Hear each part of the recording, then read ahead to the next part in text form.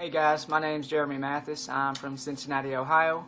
I've been down in Campbellsville here for about 4 years now. If you notice, I have a little bit of an accent now, so I've been told from a lot of my friends and family up there in Cincinnati.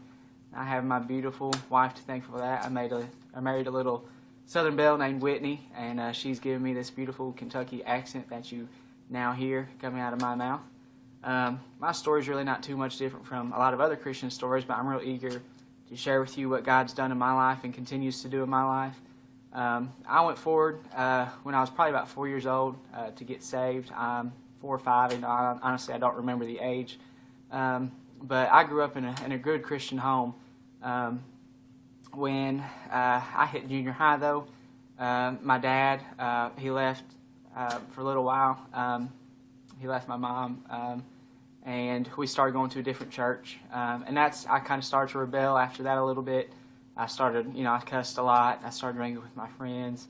I still went to church and everything, and still tried to live a Christian testimony to my friends. But at the same time, I had abandoned God, I guess you would say, and wasn't doing the things that I ought to do as a Christian.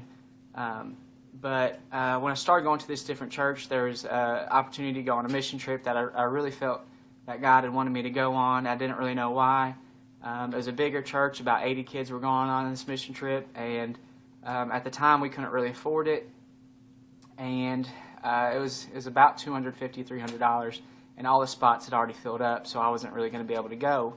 Well, they told us if somebody dropped out, we could put a small deposit down, and if a spot opened up, then we could go. And that's what